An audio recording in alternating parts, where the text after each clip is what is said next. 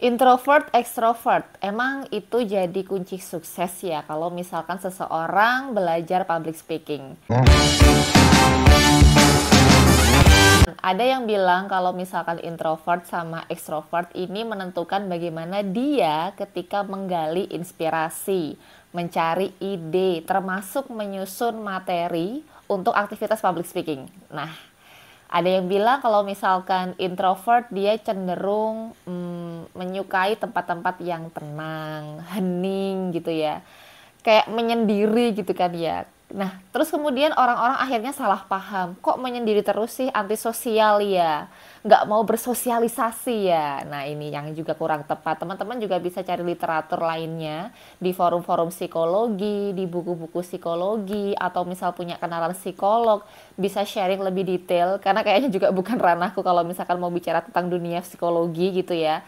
Tapi memang ada introvert yang seperti itu. Artinya dia perlu ketenangan untuk menyiapkan materi public speaking. Jadi nggak bisa tuh kalau tiba-tiba langsung yaudah ngomong ya gitu kan. Dia perlu untuk menyiapkan materinya seperti apa. Dan teknik untuk persiapan materinya, ingat ya di episode 9, di episode 10 aku udah sharing soal 5W plus 1H, termasuk kalau misalkan menggali pertanyaan, terutama untuk dialog, baik teman-teman kalau misalkan ingin mencoba untuk percakapan sehari-hari, atau ingin mencoba menjadi moderator atau MC pemula, dan butuh nih untuk caranya gimana ya, menyusun pertanyaan, menyusun dialog, bisa pakai juga pertanyaan tertutup dan terbuka di episode sebelumnya. Tapi juga di kasus yang sebaliknya, ekstrovert selalu dipandang sang primadona di tengah keramaian. Setuju nggak sih? Jadi kalau misalkan dia, misalkan menggali inspirasi, mencari ide, termasuk kalau dalam konteks menyiapkan materi public speaking, ya dia bisa aja gitu loh sambil dengerin musik di tengah keramaian, mungkin di kafe atau mungkin di tempat tongkrongan yang benar-benar di situ tuh crowd banget gitu kan ya. Dia tetap bisa tuh nyusun materi public speaking, atau bahkan tanpa persiapan pun si extrovert ini cenderung ya udah ngomong aja. Tekniknya impromptu. Nah, kita udah bisa ya belajar tentang teknik public speaking. Ada impromptu, ada manuskrip, ada extemporan, dan lain-lain. Di episode 10 teman-teman bisa tonton juga lanjutannya. Karena di episode 11 ini aku hanya ingin meng-highlight supaya teman-teman nggak terus-terusan salah paham. Oh, kalau misalkan aku introvert, kayaknya aku nggak bisa di public speaking. Belum tentu. Walaupun introvert ini cenderung selalu mempertimbangkan dengan matang, mikirnya lama gitu ya kalau misalkan sebelum ngomong ya. Tapi justru dengan sifat ataupun karakter introvert yang seperti ini, dia malah lebih sukses ngomongnya. Karena dia benar-benar sudah menyusun. Oh, aku di latar belakang ngomong ini, di tujuan ngomong ini, kalau saat momen ini aku ngomong begini. Siapa tahu juga bisa kayak gitu ya. Tapi jangan juga terlalu mengkhawatirkan sesuatu yang sebenarnya nggak terjadi. Aduh, aku kalau misalkan ngomong sama itu, kayaknya nanti dia nggak tertarik deh.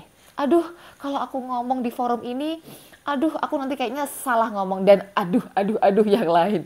Nah, juga jangan terlalu berlebihan. Kalau misalkan sudah persiapan, kita sudah belajar persiapan untuk membuat materi public speaking, termasuk gimana sih teknik public speaking itu ada apa aja, itu bisa dipelajari teman-teman dan bisa disiapkan. Termasuk elemen komunikasi, 4B, terus kemudian ada segitiga, segitiga kebalik. Di episode-episode awal udah juga dibahas semuanya, teman-teman bisa tonton. Dan untuk para ekstrovert yang kecenderungannya selalu diberi label kalau dia paling sukses kalau misalkan di depan umum gitu ya.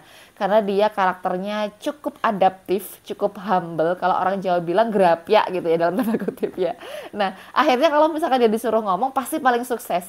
Awas, kadang-kadang ada jebakan Batman. Karena dianggap pokoknya ngomong aja, nggak usah ditulis dulu, nggak usah persiapan dulu, nggak usah terlalu merundung lama-lama. Ternyata ketika ngomong, akhirnya keluar jalur, nggak fokus, lebar kemana-mana, akhirnya tidak dalam satu tujuan komunikasi yang pengen dia capai. Ini juga si malakama ya. Jadi jangan kemudian, oh kalau introvert mikir terus, berarti nggak bisa. Atau extrovert, dia biasa jadi primadona di kerumunan, di keramaian, akhirnya pasti paling sukses. Belum tentu.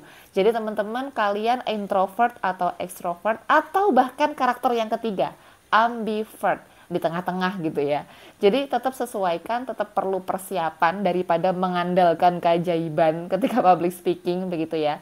Persiapan tetap yang terpenting, tekniknya teman-teman sudah bisa nonton di episode sebelum-sebelumnya. Jadi jangan ragu lagi, jangan kemudian salah paham dengan konsep introvert extrovert, karena ternyata teman-temanku ada kok dia introvert dan dia jadi penyiar gitu kan ya. Tapi dia juga sering gitu cerita, aku kalau siaran aku harus persiapan dulu. Aku ngomong ini, aku ngomong itu dan seterusnya. Nah, jadi bukan berarti kemudian para penyiar itu akan selalu ekstrovert gitu kan. Ada juga yang ambivert. Kalau misalkan dia di depan umum, dia di depan kamera, wih langsung gitu kan ya. Dia bisa ngomong apa aja. Tapi ketika dia sudah selesai on air, sudah bilang cut gitu ya, untuk produsernya udah bilang cut, dia kayak menjadi diriku sendiri gitu kan ya.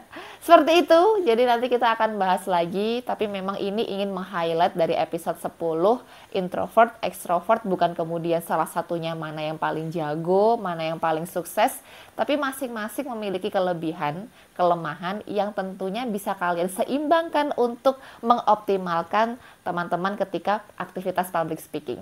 Oke, kita akan lanjut di episode berikutnya. Bye-bye!